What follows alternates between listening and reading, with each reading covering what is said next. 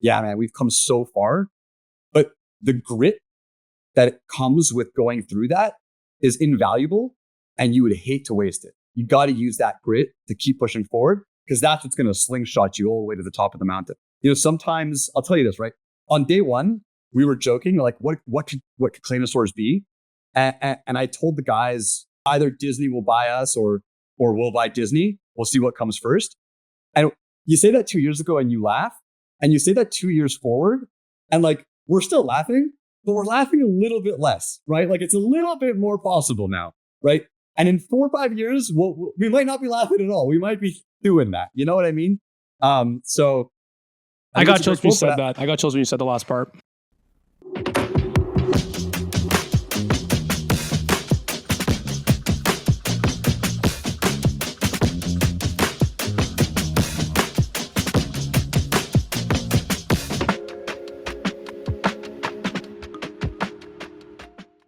Guys, welcome to the Andrew Ask How podcast. First time we've actually had 3 guests on from the same team. So I appreciate you guys all showing up as a unit, showing up as a team. It is great to see. If you guys can introduce yourselves one by one, that'd be awesome. Hey, really happy to be here. My name's Nick. Most people call me Cab. I'm one of the co-founders of Claynosaurz, and I'm also a co-creative director. So my job is mostly to oversee the creative and the art team, as well as some more businessy things alongside Andrew. I come from an animation background. So in a previous life, I was an animation supervisor. I started my career at Sony Pictures Animation. That's where they were doing movies like Hotel Transylvania, Cloudy with a Chance of Meatballs 2, most recently Spider-Verse, those kinds of movies, and eventually went more into the visual effects side of the animation world, so creature work. I've been lucky enough to supervise creature work for things like Game of Thrones, Paddington 2, Fantastic Beasts, His Dark Materials, and I've worked pretty much all over the place in Hollywood, and now I make these cute, colorful, quirky dinosaurs, and I'm absolutely loving it. I'll take the handoff from Nick, since Nick didn't pass the ball there. So I'm Andrew, CEO of Claynosaurz. I joined these guys basically right after they minted in November 2022. They had a whole lot of success in bringing the Claynosaurz to life back then, and realized that it could be something a lot bigger than just your run-of-the-mill NFT collection. And at that point, Nick and I go back over 20 years, had some long discussions about the business side of things, and decided to sort of full throttle the project and really accelerate on everything that they had planned to do. My background is basically the complete opposite of Nick's background, which is private equity, private credit, investments. I've done a lot of business in off the beaten path places like Ukraine, Brazil, South Africa, and sort of what we qualify as emerging markets. But more pragmatically, we just call this everything else in the world, which gives me really great acumen in understanding and learning new businesses quickly, adapting to new circumstances, adjusting and effectively creating value given those circumstances, which is a really great background when it comes to Web3 and changing the narrative of not just Web3 and NFTs, but I think of the entertainment sector as a whole. So that's what we're doing at Claynosaurz for now, but I know we'll get into it. So I'll pass the microphone over to Blake. Hey, thanks for having me. I'm Blake. I am head of marketing here at Claynosaurz. My background is in entertainment marketing and AAA video games. I've also worked in the indie games space as well, but started out doing a lot of video or movie and television show marketing for most of the major networks and studios. I went to Ubisoft and worked on a few of their AAA titles, launching those, Watch Dogs, Far Cry 3, and an Assassin's Creed. Worked on the e-commerce space for a while in various different sectors, from keyboards, high-end audiophile, to vinyl toys and collectibles. And then I found myself in the Web3 space after that. And so I've been with Claynosaurz for about 6 months now, and running all things marketing. Guys, I appreciate the intro. Nick, Blake, Andrew. We'll see Andrew a lot today because there's two of us here today for the first time ever, I believe, which is great. There's no confusion there. You guys obviously have a ton of experience, which is obviously fantastic. A lot of the industry lacks experience, so you guys have the notch up, the competitive advantage just by that alone. I do want to ask you guys on with your, obviously personal scope of your experience before. What is one of the most transferable skills you guys have had in your past career to your current career now, Web3, that has been in full effect you guys have seen? I feel like I'll go first since I kind of touched on it in my introduction, which is really that is learning a whole new sector so quickly and continuing to stay on top of it while it's changing. Web3 and sort of this space where technology is, and coupling that with the entertainment sector. And when I say entertainment, I don't just mean movies or short video like TV shows and episodic. I mean gaming. I mean like the hyper short form stuff we see on TikTok. I mean Instagram. I mean social media. And then the confluence of that in Web3, that whole space is moving and evolving so quickly. And the ability to sort of like see the opportunities as they pop up quickly, react or preempt ideally. And I think we've been really good at preempting what's going to happen in the near future is a skill set that applies equally to, financing a taxi company in Africa to an industry in Southeast Asia, all the way through to these tech investments. I mean, not tech, but the sector specifically in Web3 and, where we sit in that space between community and NFTs and Web3 and entertainment. I feel that that's a really great direct transferable skill that's frankly done us very well. I'll pass the ball to Nick, who I think also has a fairly obvious skill set here. Yeah, it's like, in a previous life, I was supervising teams of animation for film. And I think that comes with a high level of stress and really quick delivery times. Oftentimes in a situation where you never have enough time to really deliver the thing, but you got to figure it out. So that skill is definitely transferable in Web3, where the expectations are a little bit wild in terms of speed of delivery. But I think importantly, it's like basically everybody in this chat has leadership skills of running large teams, of keeping our cool under duress. And I think in Web3, that's I feel like that's a rarity and might come from lack of experience. And we also have like this ability to be really pointed in our approach and have a strategic kind of approach to everything we do, but a long-term ethos. We try not to be reactive unless it makes sense, of course. But for the most part, we look at the big picture and where do we see ourselves in a year? Okay, where do we see ourselves in 2 years? Rather than we like to be trendsetters rather than trend followers. And I think that comes a lot from our backgrounds. And also our ability to talk to high profile players. If we're dealing with big partnerships or large partners, we solve for trust. We're able to hold our own in those boardroom meetings. And I think that's actually super important. And it's a skill that I think is there's not much of when you're dealing with fresh teams that haven't had that experience yet. And dealing with partners that might not understand Web3 or very curious, but also are looking for teams that they can trust to partner with. I think Web3 it acts very much like the startup scene did in not too long ago, when there was a lot of companies coming with new products and new products ideas. I personally was in that scene myself, and have worked in those areas. So finding a company like Claynosaurz who has leadership with actual real world experiences is very, very valuable. Just with Nick and Andrew's background in the real world, outside of just this small niche market, is very, very valuable and helpful for us to focus on our business objectives and our business pillars. So they're great leaders for that in that space. But also, just looking at my background in entertainment and gaming and e-commerce, these are all the things that an IP focused company like Claynosaurz wants to do to expand its reach. And so having done that at a higher level, and now incorporating those skill sets into this company as young as it is going to help really drive us far into the future. Take us back to the moment in time when the idea of Claynosaurz became an actual reality, to where it started off as just obviously an idea, and it became something more tangible, something you could see in your mind, something that became actual, brand to life. How did this story come about? What was the initial, I guess, paradigm shift or moment in time that occurred with you guys?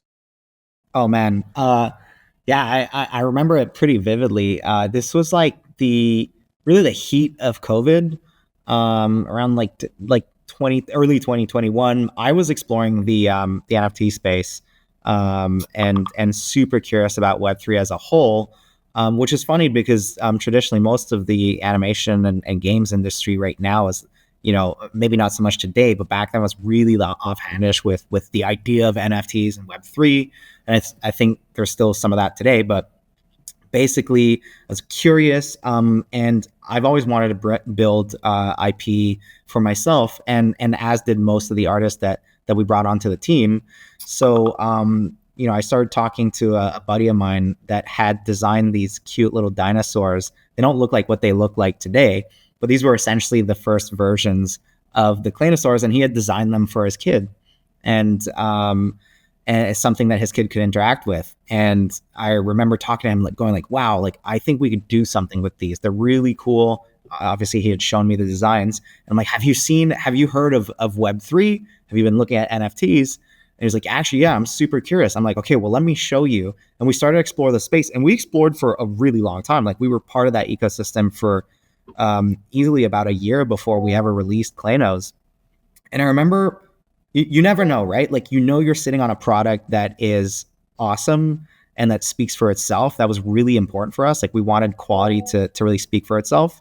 But it wasn't until we started to really hit a pretty important hype cycle that we became confident that we're really sitting on something. The first time ever that our Twitter account posted something, people lost their minds. It was like that first video where all you could see is like the Clayno legs, and people went wild. And then I remember even pre-reveal, like before we were revealing what these things were going to look like, we did like these silhouette reveals.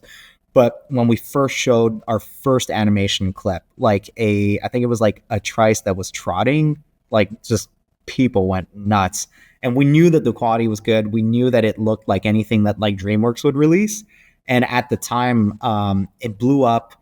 And leading up to Mint, I think it was definitely really stressful because FTX happened 2 weeks before Mint. But even so, the demand for whitelists was through the roof. Like we had seen, I guess our best case study was like Invisible Friends, and can we pull that off? And even though this was 2 weeks after the FTX crash, we were oversubscribed through the roof on the whitelists. And I think on Mint Day, the sites crashed. We had record-breaking volume. And I think it's really at that moment that we felt like we had a seal of approval for like, I think this is going to work out. Like, I think people like this. And I think we can really do something with this. It was always our plan. But again, I think as an artist, you never know. And as a founder, you're always like, I think the best thing you can do is be like on self-defense mode and always stay hungry, never be complacent. And that's still very true today. Like we have a lot more confidence, but every day is feels like going to war, right? And I think that's important. What was it about the first early stage iteration of the product, of the way it looked, the way it felt, the way it perceived to you, that you knew the rest of the world was going to find attractive to it? Only because very much so in early stage startups or in early stage of really anything, people think that they have something. You guys obviously had something. What communicated to you about that first early stage product, that first thing, the feel, the look, the design, that you thought, you know what, this is actually something here? What was that to you? Look, the TLDR is most of us do this for a living. So I'd say a quarter of my team was there building minions, for Despicable Me, the first movie. It's kind of in our DNA to design IP. Usually we've done it for the big brands, rarely for ourselves, because that industry is pretty gated. And I think it's a mix of gut instinct, and you just look at it and it makes you smile. The first time we saw like the very first renders, and we kind of laughed. I think that's important. If you can make yourself laugh, sometimes you just have like a gut feeling. And we design these things to look edible, to look like candy, right? To be so attractive to the eye. And also we wanted to do something different. Like, everybody loves dinos, but we've rarely seen them presented like this. You know, we wanted them to have these little stubby feet, to have a lot of toyetic potential. We wanted them to be extremely like rich and vibrant and colorful, which is something that's not often done. Like, usually you have your standard, a T-Rex is green, a Bronto is brown, and that's as far as it goes. But we were like, what if you just like scrap all the rules and you make them highly collectible and have all these color skews and these really interesting patterns that could be sub brands? And that was the play. I think it's really the first time we saw a finished animation clip in action, rendered, and we all smiled and we're like, man, it looks like a toy. Like, it's just so great, and it makes me smile. That was definitely the moment. Obviously, now when having, second, third iterations of product, of brand, of all these things, problems you couldn't predict come about. This is business, the way that things work. And usually when problems come about, or when people start anything, whether it's going to the gym, marathon, a product, a podcast, whatever it is, you go through these stages. The first stage typically is uninformed optimism, where people are super excited. They don't know what they're excited for, but they're excited about something. And then when they get hit with a wall, and it becomes informed pessimism. What was the informed pessimism for you guys like, experiencing your very first quote unquote problems, which then turn into solutions, ideally, within the brand, within the business? All right, I'm going to let Andrew take this one, but I do want to say, obviously, the FTX crash was huge. And when it happened, we're like, oh my God, what do we do? Do we delay this thing? Like, we had invested a lot of money pre-mint. The render costs were pretty aggressive, and actually building this thing it costs a lot. But I do want to caveat by saying I grew up with Andrew, and I'm really lucky for that. And he brings a level of knowledge that I think, as founding artists, we really needed, and really helped us see a lot of these issues through, and have a pointed approach to everything. But go for it, Andrew. I just thought we never mentioned that you grew up with me, and we've known each other for more than 20 years. You did? I said in my intro, I know you for like 20 years. See, I never listened to Andrew, so maybe that's why. How else would you get me on board here? No, I'm just joking. I'm more than happy to be here. This is really fun. But yeah, dude, like there's a plethora of problems that come up whenever you start anything. Like exactly what you said. You start something new, and there's a whole basket of unknowns that are going to come across. And like, this is sort of the experience I was talking about. This is exactly what it's like to jump into a new sector in a new country, explore a new investment, or whatever the case may be. I'm thinking investment wise because that's my old path. But now, running the company, that stuff happens day to day. So I'll give you some examples. Like, the first few months that I was here, we had a founding team of around 14 to 15 people. I say 14 to 15 because I'm counting myself, but I'd say it's 14 people. And everyone has these great ideas of what Claynosaurz is, but there's not a holistic, there's not a single leader who's taking the whole and turning it into the actual business plan. So it sounds pedantic. It sounds like antiquated. Oh my God, a business plan. You're so boring. Like, no, but forget the business. What's the one line? What's the thing you're doing? Right. And this shouldn't even be a hurdle, but it is actually. And in my career as an investor as well, it happens to be a hurdle that's quite common. It's like, what are you actually doing every day? Like, what's the end we're all working towards? So like the first and biggest thing that was a problem here was there was a whole bunch of great ideas, because like Nick pointed out, we had a great pool of talent to begin with, and an even greater pool of talent today, but not a singular focus. So for instance, at that time, we had some people who were like, okay, this is a video game. We're working on a video game. We have some people who are like, oh, we're going to turn this into a TV show. Other people who are like, oh, this is going to be the greatest NFT project of all time. Like, we can turn it into all these different like Web3 only activations. So all of those are great ideas. And you'll note that all of those are things we're pursuing simultaneously right now. But the directionality of getting all of those things on rails and putting them in their place so that people know what they're doing and to put it together in a cohesive manner is what was needed, right? So that was like the first big one. How do we take these ideas? What's the order of events? What's a cohesive sort of plan to bring Claynosaurz to life in such a way that new users enjoy being onboarded and are sort of immersed in this really great world, and it's not confusing for them. And we've made some missteps along the way. Like we launched at one point, I think we had 10 collections outstanding, and the feedback we were getting was, "I love Claynosaurz, but I don't even know where to start." So, okay, we consolidate, we learn, and we make mistakes and we fix things. But ultimately, you're driving this boat to the same place. And so, a few hurdles like that are exactly what we describe. I mean, another one is when we first started, Nick and I were sort of like two pillars of the business.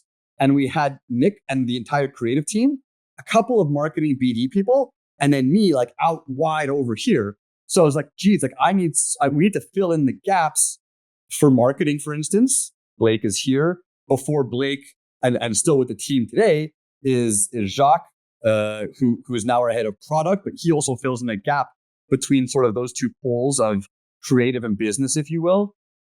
So building up the team and sending the ship in the right direction and ensuring that everybody knows what they're doing in a cohesive way is the hardest thing to do. And every single day, not every single day, because that would be bad. It used to be every single day, but every now and again, it comes up where I talk to someone on the team and you can sense there's a little bit of unsureness of like where we're going. Like, okay, let's figure this, like, let's redirect ourselves. Let's make sure we know where we're going. That's often the problem. That's the biggest. Then aside from that, we do a really high level of 3D work. Like Nick said, it's on par with what DreamWorks or Pixar would put out. Even our plushies are made at the same factory as Goond. This is like the top plushie brand in the world, or one of. We do things at a really, really high level, and doing things at a high level requires a lot of money. So, managing a budget and keeping things in check while still getting the highest ROI for what you're doing is something that requires a very pointed approach to where you're going to invest dollars and what the output's going to be and what that looks like, right? Because again, another big problem that occurs at startups is just running out of money, right? Like you might have the greatest idea in the whole world, but if you run out of money, you're out of business, right? And so, steering the ship in the right direction, it takes a lot of work. Making sure everybody knows what that direction is takes a lot of work, and then making sure that the resources on the ship are enough to feed everybody also takes a lot of work. Those are the most common problems that I think every startup faces, and it's no different here. But we've done a really good job of pushing that forward. And to beat that metaphor to death, our ship is well funded and well resourced and a lot bigger than it was 2 years ago. And but this bigger boat, bigger waves, and we're still overcoming a bunch of things. But it's exciting nonetheless. It'll always forever be a work in progress. After the uninformed pessimism, you guys get into informed optimism, which you guys touch upon a little bit later. And then obviously after that, you become effectively achievement. How did you guys decide in the early days which leverage to build and then which lever to kind of, quote unquote, pull on? And obviously one of the ones seemingly today is social media. So how did you guys decide that you were going to go on that angle? And then what are some of the numbers today from your guys' socials that you guys are very extremely proud of? I know Nick wants to talk. I'll give you like the headline thesis, and then we can go more micro as we get to Nick and Blake. But the headline thesis, and it's not really a thesis, is you need to meet the audience where they are, right? It's a really big ask for a new and original IP to tell them, hey, come to the cinema and watch this movie, or even click on this vignette on Netflix and watch this, at least spend 10, 20, 30 minutes of your time to see if you might like this show, right? On the other hand, when you go social media first, it's a much more organic way of introducing a brand to a new consumer without asking very much of them. A lot of folks, and I don't need to quote the data, we all know are scrolling on this hyper short form atomized content, whether it's TikTok, YouTube Shorts, Instagram, or even on Twitter. All these social platforms are built for that sort of swipe and go.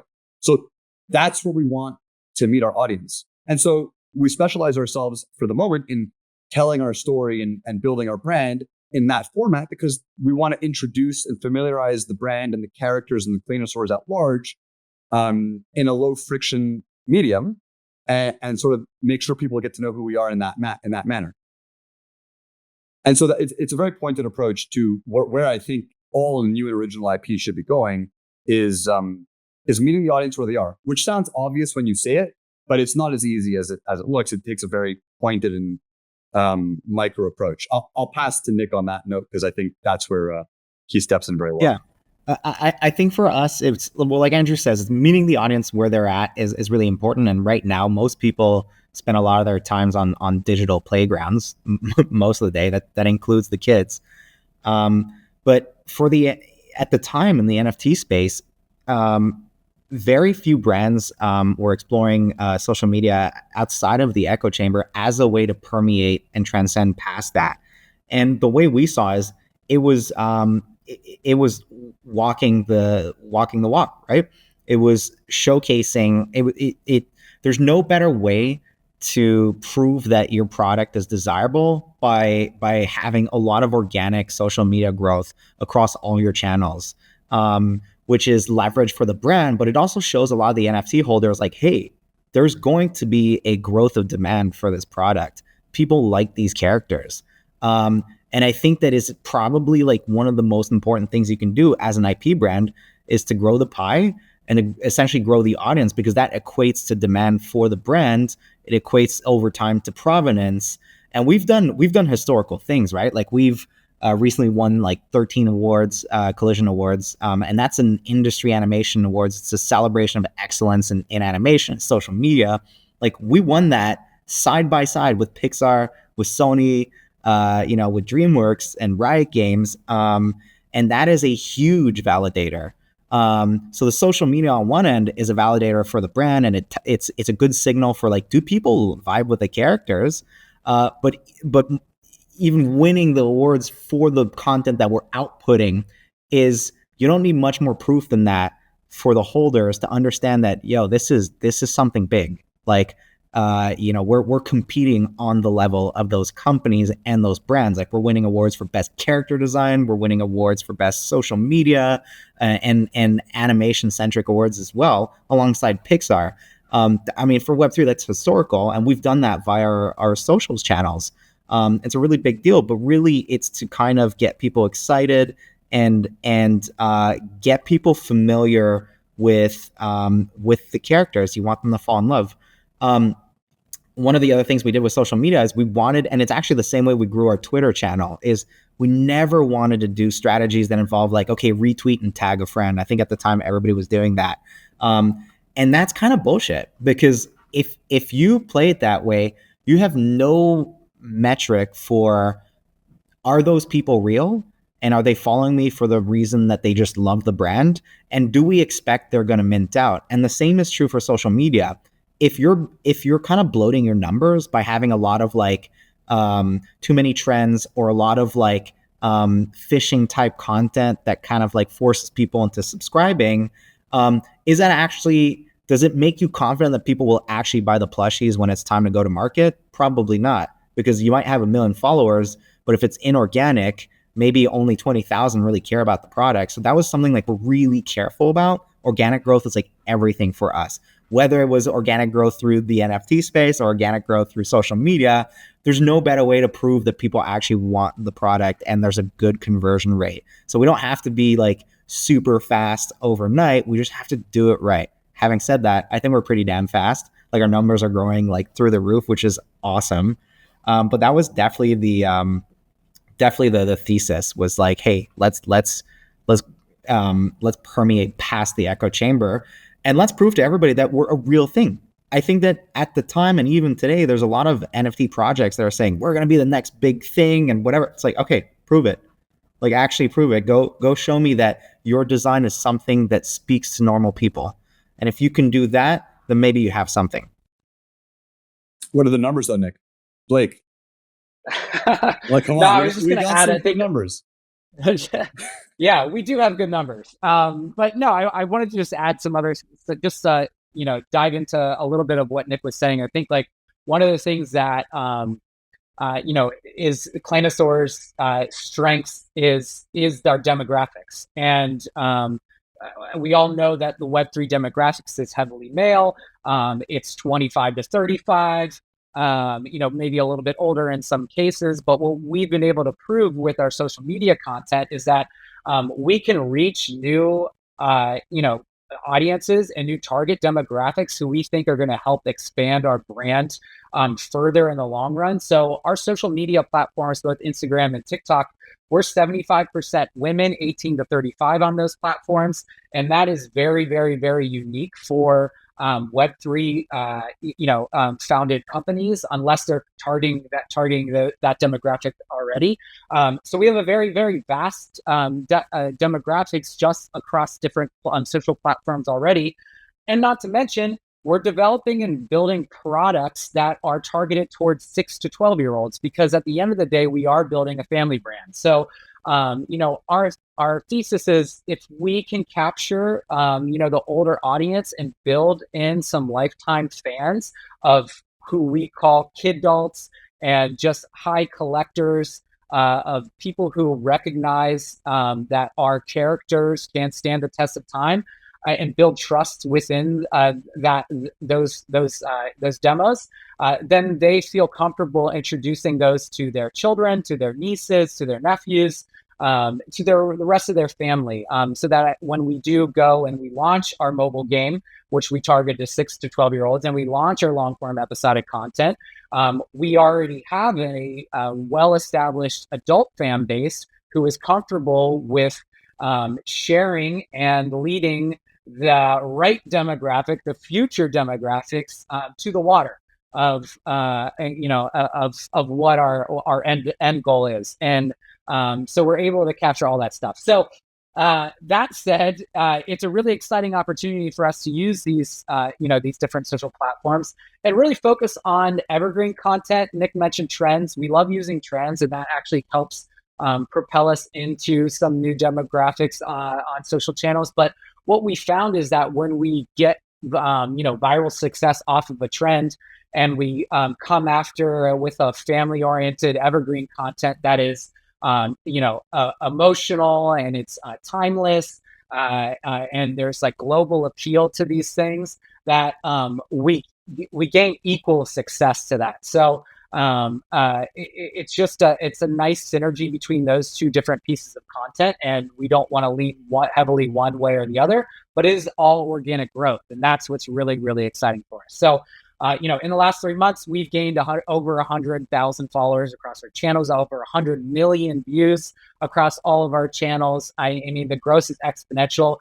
Month over month, we're just dominating, and it's not slowing down. So it's very, very exciting times for us. And the good thing is we don't have a real product to drive these people towards. And that might be the next question, but that's the next goal. Launch a product that we can take these new eyeballs and start to convert them into super fans in other areas like merchandise, users of our game, and viewers of our media. Guys, I've looked at the socials. I think you can flex your muscle a little bit more than that. I'm going to be honest. I think you can. I want to hear it. The viewers want to hear it. Andrew wants to hear it too. He's asked, so I'm going to ask again. Andrew's going to double down on the same thing. What are the metrics? What are the numbers? Let's flex that muscle a little bit more if we can. What do you want to hear? What do you want to hear? A month? Instagram. Okay, so Instagram, let's fucking do this. Okay, so in about 7.5 months, we grew the Instagram channel to almost 200,000. We're about to reach 200,000. That's completely organic. The numbers are wild for such a young account, especially for organic content. On YouTube, the first time we had released our initial cinematic, we reached 27,000 subscribers on that video alone. We just re-released the trailer. It's sitting over 500,000 views right now. So we're steadily growing YouTube. Oh my God, TikTok went nuts last month. We went from, I think, 3,000 followers to we just hit over 50,000 right now, which is actually more than a few of the other tentpole NFT projects. And that's completely organic. A few of our videos went absolutely bonkers and viral. And the best part about that is some of those videos were not based on a trend, just one of our evergreen content. It just, people really vibe with it, super relatable. So yeah, we're in a very good place, and hopefully within a week after our announcement, it should be in an even better place. But we're really always attempting to grow those numbers, to not hack the numbers either, stay organic, but engineer content that's hyper relatable and that will most likely hit virality because people like it so much. The platforms are definitely working for you guys. I mean, the platforms are designed to keep people on them, obviously. So the better the content that is, the more they feed off of, the more they're going to push your stuff naturally.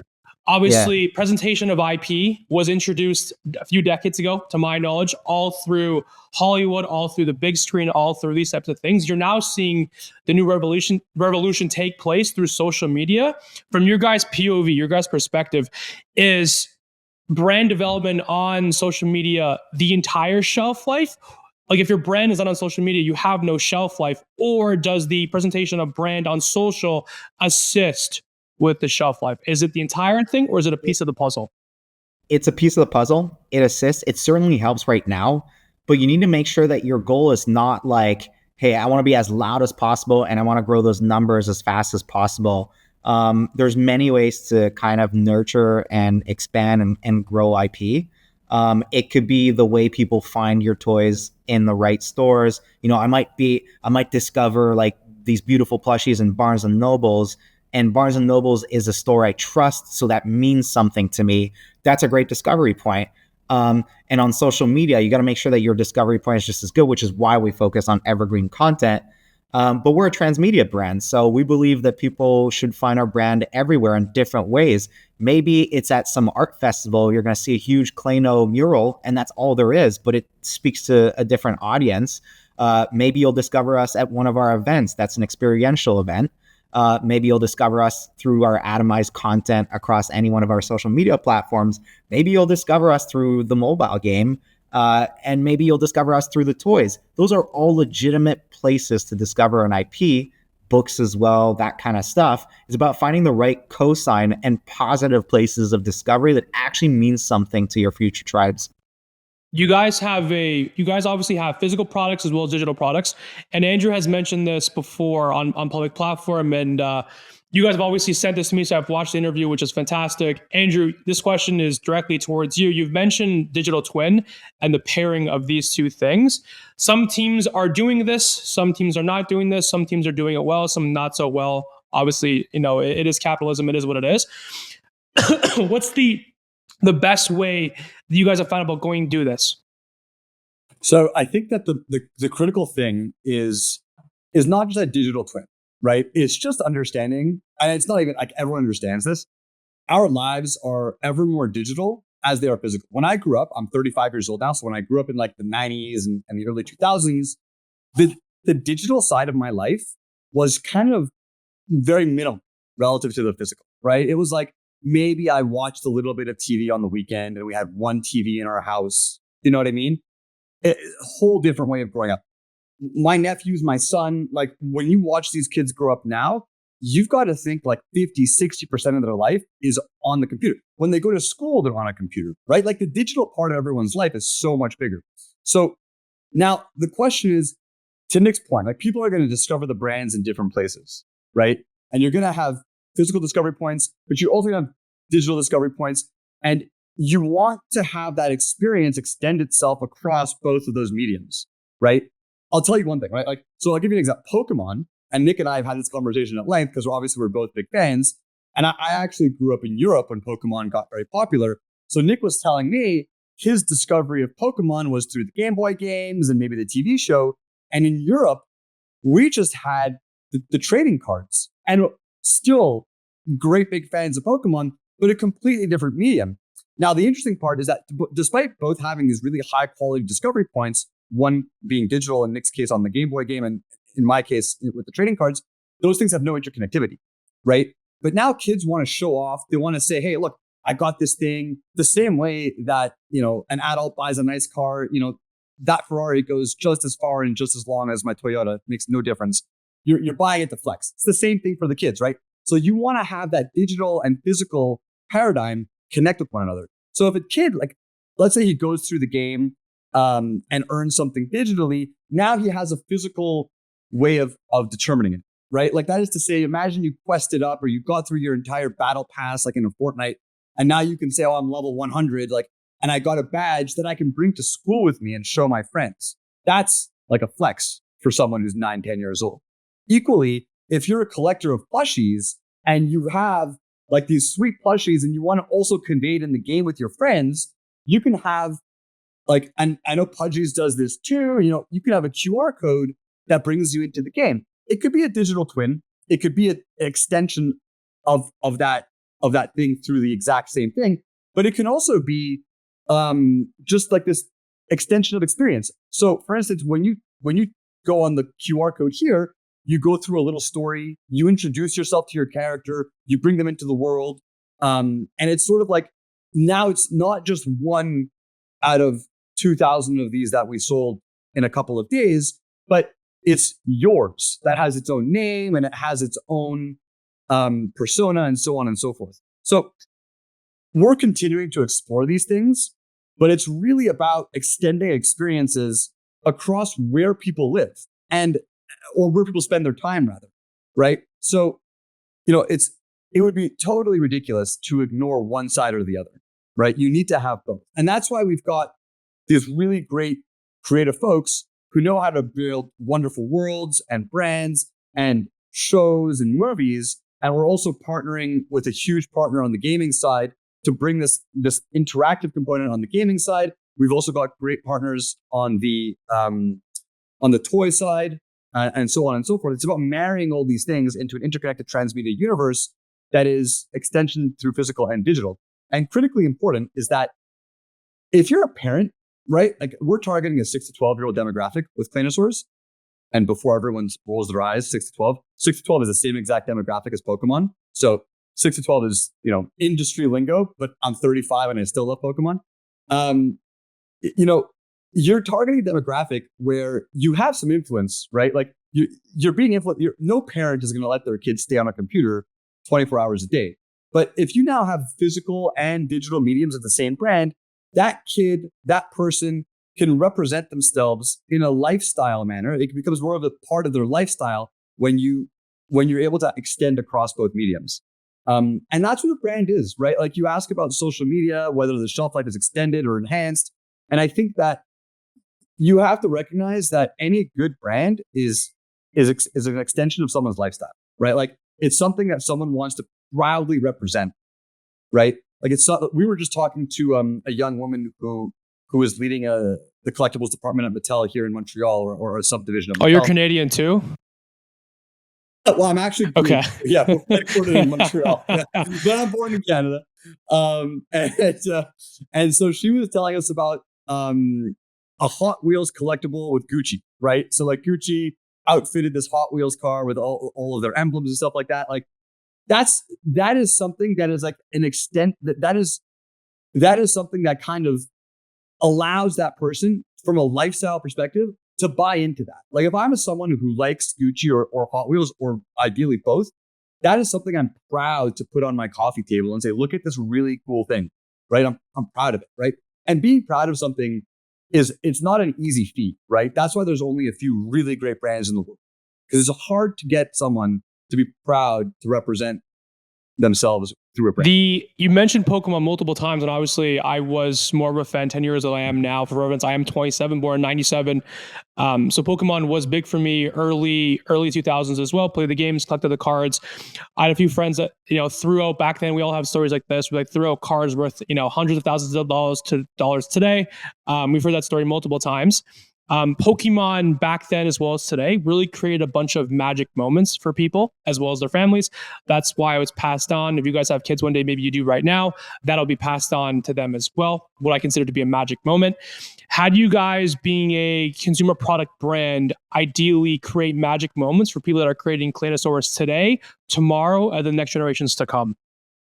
I love that question, because I think a lot of people in the space don't realize that stuff is happening now. Like it's happening for ourselves, it's happening for the Doodles, for the Izukis, and a lot of that is kind of manifested at events. So you have all these like collectors that are supporters of a young brand that might see a lot of cultural relevance, and they meet each other, they create memories around the product, and that stuff will permeate over time, over the years. And I guess for me, like a good example is like look, a Charizard card today is expensive. And I think a lot of the reasons for that doesn't necessarily have to do with the rarity of it. It has to do with the fact that people are trying to buy a piece of their childhood and hold on to it. And I remember that feeling of like, we're in the schoolyard and you've got someone that tells everyone like, yo, I minted, like I opened a pack and I got the Charizard. Everyone's freaking out and we're all looking at it. And then you grow up and you can afford to buy those expensive collectibles. And you're like, man, I wish I still had that Charizard card, not because I want to play with it, but I just want to frame it and I want to look at it and remind myself of who I used to be. That's a really powerful thing for brands and for collectibles. And you really nailed it. Is like magic moments mean something, and oftentimes like people are willing to spend a lot of money to recapture or speak to who they used to be. Same is true for those elusive Pokemon cards, but the same is going to be true, I think, for our products in the sense that people rally around a brand that is finding its footing. They are now holding on to some of those mementos, whether it's the collectible plushies, whether it's a card that they collected at one of our events, and 5 years down the line, or maybe even 10 years, they'll be able to say, I was there. Like I was there when it happened. And look, I have proof because it's a digital token that proves I was there. It's authentic. I didn't even lose the thing because it's digital. So I think that that's something else that's really kind of important about digital collectibles and the authenticity that NFTs can bring is that you can give them moments in time and they can hold on to that forever and not really lose it. The same way it was so easy to lose Pokemon cards. And like you say, everybody has those horror stories where it's like, well, now I wish I could hold it in my hands again, not because it's valuable, just because like I want to speak to who I used to be. If they could go back in time, they would. You mentioned something that it's happening here today. I promise this is not a Google Meets, it's not a seminar, but I want to share a screen while I pull up a lengthy quote. I think you guys will enjoy this. I prepared this literally just for today. I also sent this to Julian from Doodles for reference. I thought of a few brands when we read this quote. I'll take it from the top. It takes time for your inner world to catch up to the outer one. This is by Mark Manson. Identity lags reality by 1 to 2 years. There's a lot of psychological fallout from a rapid change in status. If you've lost a ton of weight or become single after a long relationship or won a huge contract to play professional sport, or had amazing business success, then you might resonate with this. The person the world sees you as, the person you see yourself as, have become very different. Your fears and doubts and implications have not changed much, and yet the individual that everyone else accepts to turn up is this newly ascended version of yourself. It will take time for your inner world to catch up to the outer one. And essentially, the ladder spanning from the highest you could climb to the lowest you could fall had fewer rungs than it does today. In a tribe of 80 people, there's not much room from your status to roller coaster around. In the modern world, there are unlimited degrees of freedom from your status to your ascend in one domain or fall in another. Human minds are not prepared for outward presentation and self-image to be ripped apart from each other so quickly. It makes sense that they would take so long to creep back together again. Try to enjoy the roller coaster as best as you can. Soon you won't be able to remember what it was like to be at the bottom. When you guys think of this and read this, how do you guys pair this with what's coming next for you guys? Yeah, that quote's heavy. I feel like I've been through all of that. Yeah. You go. The breakup, the weight loss, like this all rings true. Yeah, I knew you would bring that up too. Because the quote starts exactly like that. That's a more personal story. So we'll grab drinks and I'll tell you that one offline. But I do think there's a lot of truth to that where like you I don't even know where to start with that. Like, yeah, if I was going to infer what it's saying, you're basically saying like right now we're sort of like, I think what's great is this. We're working so fucking hard right now under the assumption that we need to, and it's not an assumption, like we need to work hard. And if you start to ingratiate yourself with this thought that like you've made it, that's the beginning of your surmise, man. Like that's the beginning of the end. So what I do every day is I wake up and I call every single person on this team and I tell how much they suck, right? No, I'm just joking. But I think it's a matter of remaining real and saying, look, like, yes, we've climbed a mountain. And if you go and look back and you see everything behind you, you're much higher than you were. but it's really about just looking forward every day, right? And I know now I sound like I'm sort of like motivationally speaking here, but I think every day we wake up, and I can see this most of all with the guys leading us, most of all the three of us on the call, but even the other folks that aren't here with us today, is that every day when we get on a call, whether it's like an all hands call with the team or just a workshop between everybody when we're all in town together, or even having drinks at a bar, whatever the time we have together is, we're all thinking like, how do we get from where we are today to even higher? And yeah, we take a moment to like look back and sort of celebrate, those big moments in our history, but 99% of the time is looking forward. And so like, I think that if I consider the quote and I say, hey, like, let's look back at where we are and like the different people we are today than we were even 2 years ago, or even, 9 months ago at the beginning of this year. Yeah, man, we've come so far, but the grit that comes with going through that is invaluable, and you would hate to waste it. You got to use that grit to keep pushing forward, because that's what's going to slingshot you all the way to the top of the mountain. And it's Sisyphus, man. There's no top. You just keep going. And I think that, sometimes I'll tell you this, right? On day one, we were joking, like, what could Claynosaurz be? And I told the guys, or I don't know if I told her we were joking. I don't want to give myself the credit, but we were joking around like, either Disney will buy us or we'll buy Disney. We'll see what comes first. And you say that 2 years ago and you laugh, and you say that 2 years forward, and like, we're still laughing, but we're laughing a little bit less, right? Like, it's a little bit more possible now, right? And in 4 or 5 years, we might not be laughing at all. We might be doing that. You know what I mean? So I think it's a great quote. I got chills when you said that. I got chills when you said the last part. No, but dude, so it's funny because they always call me the romantic in the team. It's probably because I come from an art background, and Andrew's, again, we grew up together. He's really seen my growth. He's been with me since before the mint, because he was advising us before he hopped on as CEO. As a founder, it's not Andrew's first time being a founder for a startup. It is mine. And I will tell you that, I thought I knew what it takes to really like lead a team. And I used to do it for larger umbrella companies that already had infrastructure. Through Web3 and through this experience of founding a startup, and for how difficult that first year and a half was, there was so much personal growth. It is like, it's absolutely wild, to the point where like you barely recognize the person you were like 2 years ago. The way you handle stress, the way you handle excitement, it's literally everything. Like, you really do change. It's really important to stay grounded. I think I've always like made that as much as a point as I could, where it's like, don't lose that important part of who you were. But on the flip side, there's this weird existential thing that happens. And that's probably why all these founders are great friends with each other, because you need a support group where, as you grow, a lot of times it feels like the rest of the world doesn't grow with you. It might be like childhood friends. It might be, people you used to know that are very curious. Oh, you're a founder or whatever. And they might think it's easy. It's like, oh, like, these guys are successful. It's like, do you know what it, like, oftentimes in movies, like the BlackBerry movie, it's like one day they're talking about like pulling it off and making the deal, and then the next scene is the huge office, and like there's no montage, right? And a lot of people assume like that's the trajectory, but it's not linear at all. There are so many ups and downs, and you go through like brutal moments. And I think that changes you as a person on how you handle those moments. And I think that's something that oftentimes like we don't really talk about, but we try to be never complacent. The other thing that like I think is kind of like a weird one, maybe, sometimes the magic goes away.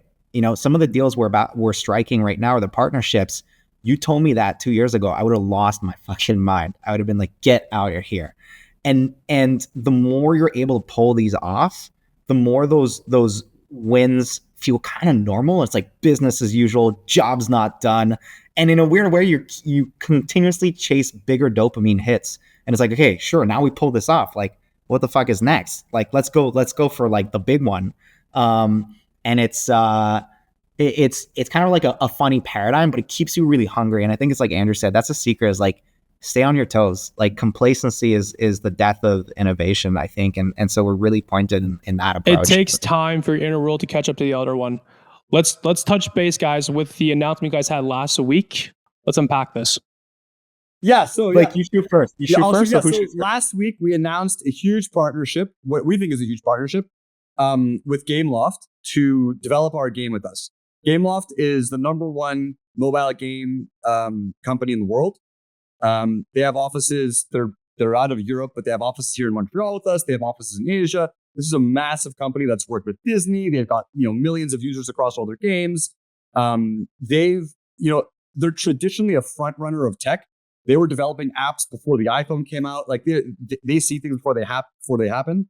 And they've been looking at Web3 for a while, or at least Web3 curious, as are a lot of people. And when we approached them, I think they were just super excited to get into the trenches with a team that was familiar with with the working process of working with a studio that size and with IP that they believed in and they thought could move the ball forward with their own stuff.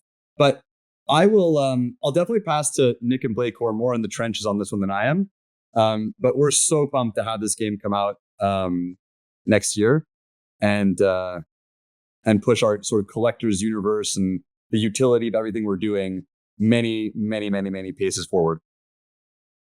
Yeah, I mean, obviously, this is I'm pretty sure, 99% sure that this is their first entry into any type of Web3 development product, which is just incredible milestone for the Web3 industry as a whole. Our goal has always been expansion, new audiences, reach. And that's why we didn't want to work with a Web3 gaming company or a Web3 gaming kind of knock to anybody who is, but that's not our vision, and that's not where we really want to take this. So when we're working with Gameloft, we're talking about leveraging their expertise on distributing the game on the Apple Store and the Google Play Store and getting it into real world people's hands. And we have the full support of their acquisition teams, who are, obviously very, very experienced. It's a formulaic playbook at this point for them in how to really blow out their products to mass audiences.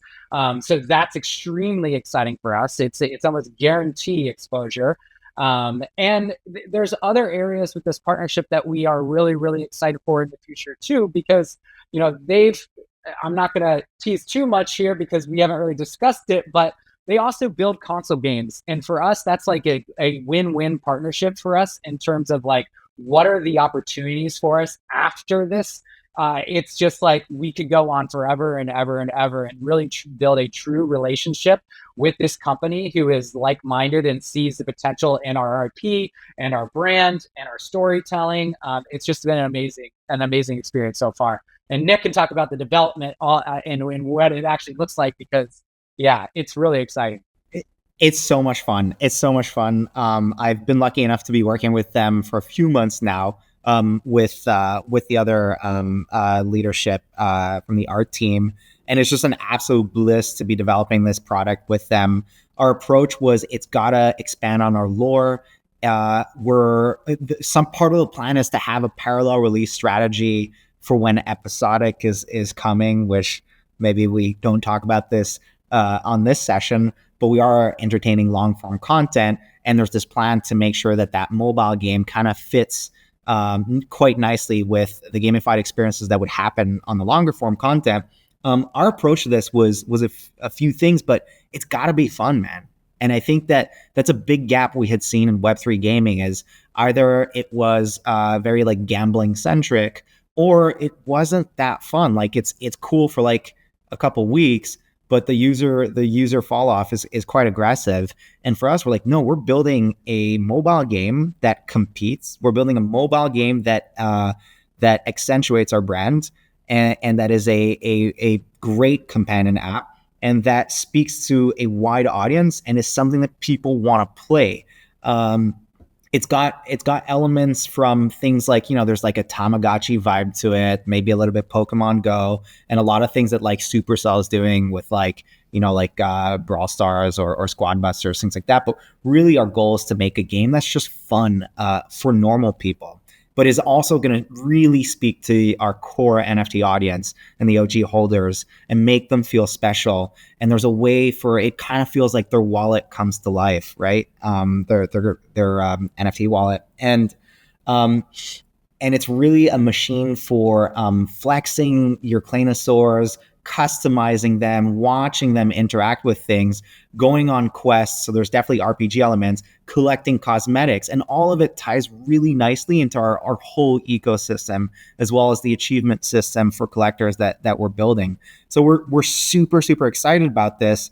And part of the other kind of thesis behind this whole exercise is we're always looking for partners that believe in this technology, that, like Andrew says, are Web3 curious, but partners that help us elevate the brand and solve for trust.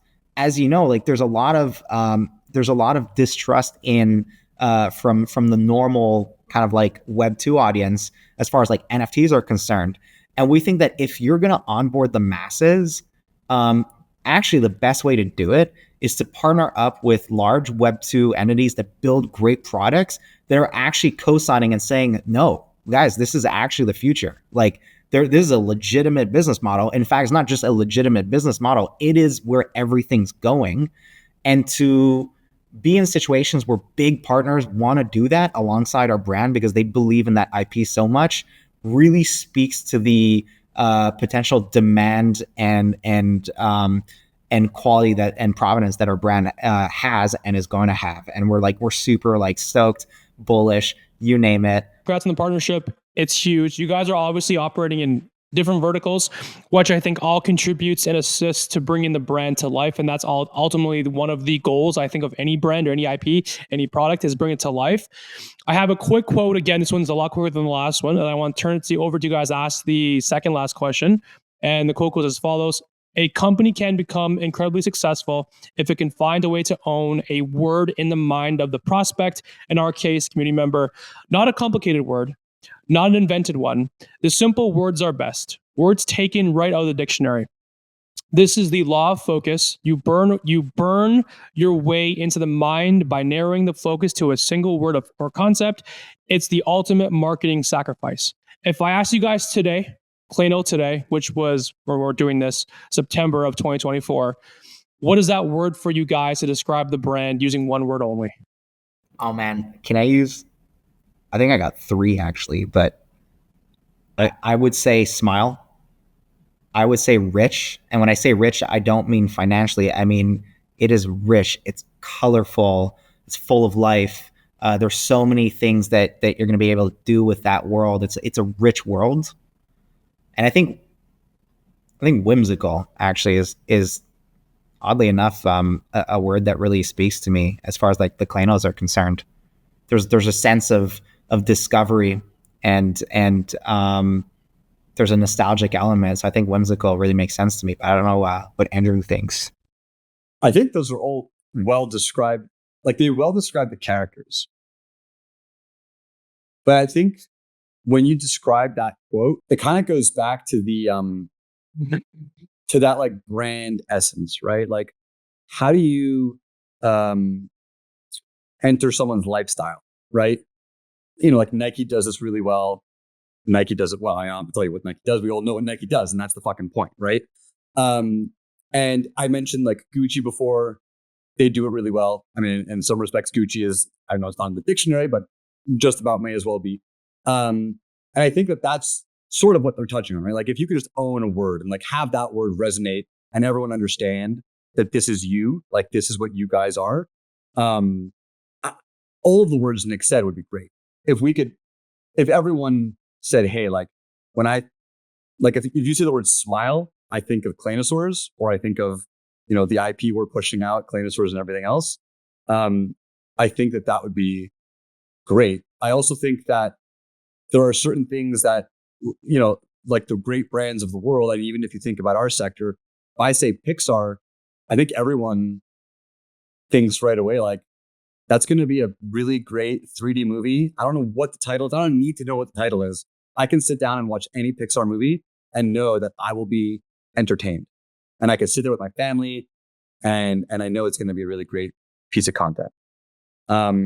So when I think about that and I think about today's world, I think like it's so competitive, right? Like it's so competitive. When we all sit down to watch entertainment, or I should say to be entertained, whether it's watching something, whether it's scrolling social media, whether it's listening to a podcast, whether it's watching a movie, whether it's playing a video game, those are all forms of entertainment. So the word that I think that we need to encapsulate, and I wish was associated with us, is entertainment. It's like I want us to live in everyone's brain and say, like, if I want to be entertained by any audio visual manner, whether it's interactive or not, that's where I go. I don't click on Netflix. I don't click on Disney Plus.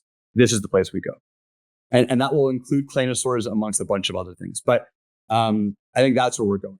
And that was like what I was saying before, the analogy of like, it's either we buy Disney or Disney buys us, but that's what Disney is good at. Like everyone, just like I said for Pixar, Disney's the same thing, right? And sure, they've had some snafus in the past, but they've been around for 100 years. And the vast majority of what they do is really fantastic, right? So yes, we're going to put a smile on everyone's face.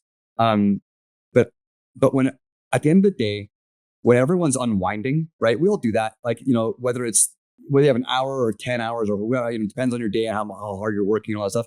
Everyone wants to sit down and relax or be entertained, in other words. And I want us to be the first thing that comes to mind, right? And that and that's part of what transmedia is existing in all these places and offering all these opportunities for the user to say, okay, like this is where I'm going to participate. This is where I'm going to enjoy my time. That's what I think the end goal is. That's the objective. And so the word is entertainment. Oh man, I don't know if having more time was good or bad. Because no, I mean honestly, the first thing that came to mind for me was something that is more like transcendence in how people think about the physical world and incorporating the digital world into the physical world. We're building an ecosystem, and we're building a franchise ecosystem that touches people on all levels, mentally, obviously there's physical products, and then digitally, and it's all intertwined together. And keeping our holders and our collectors at the center of our universe is very, very important to us. But we're building a world that has new experiences that nobody is used to, that the world is not used to. And that's how we're really positioning ourselves to disrupt the entertainment industry as a whole, and just think about how IP is being built and can be experienced for years to come. So I like the word adventure too, because it's going to be a wild time for sure. And so I don't know. I'll leave it at that. Last question for you guys. And this is a hypothetical one where I think is for some creativity and some fun in this one. If you guys stopped producing content today, the content funnel, the pipeline was stopped. You couldn't tweet, you couldn't post, you couldn't do things, you couldn't create plushies. Everything stopped today at this moment. Would the brand continue to proliferate in the next decade or not? That's such a great question. It's a really powerful one. I think we'll get there. I think in our first 2 years, having catered our first year really to our core audience, puts is a great starting point. And I'm sure that a lot of the OG holders would definitely flywheel. But I think that in maybe another 2 years, we'll reach a point where the brand just operates on its own in a way and takes up free real estate in people's minds. But I think that right now it's definitely a little bit premature, but that's why our goal is expansion. Our goal is to make sure that we put roots in all the right places and get ourselves in a position where we live rent free in everybody's minds. Yeah. I agree. Yeah, I think we need to hit some of the launches of some of these products before we can even speak to that.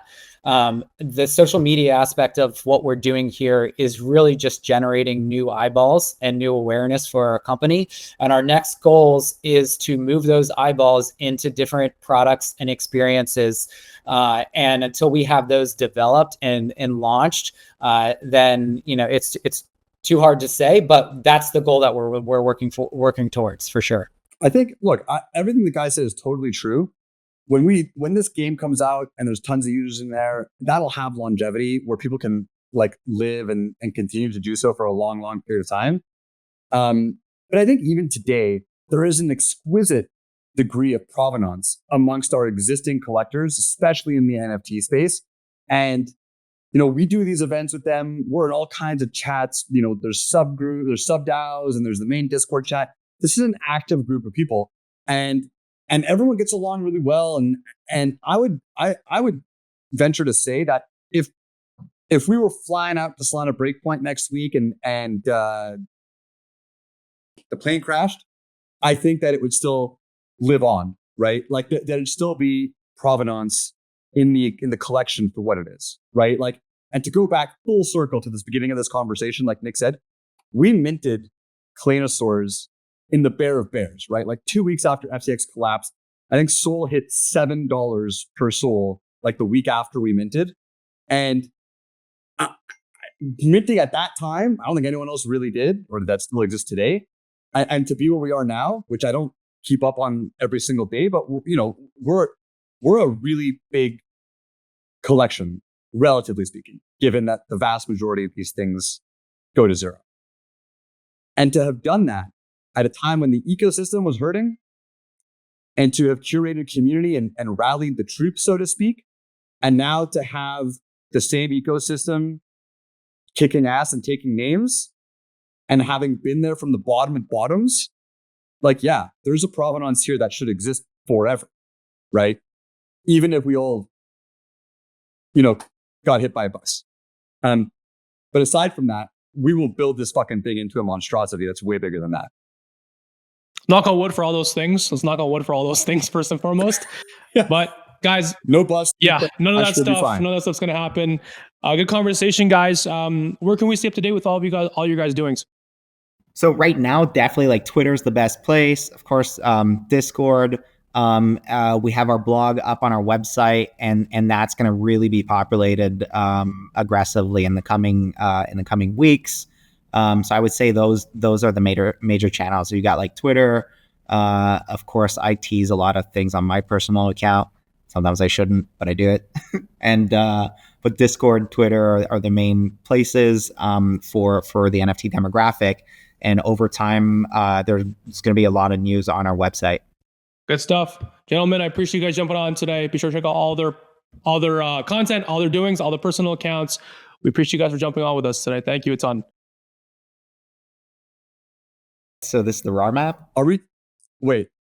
We're talking about the big off the record. Yeah. Off the record, this is coming out next week. So I asked you in paraphrase of this. Let's do that. I understood, but Nick is still a little bit like he's thinking about the quote still. Yeah. I'm the romantic. Okay, reset.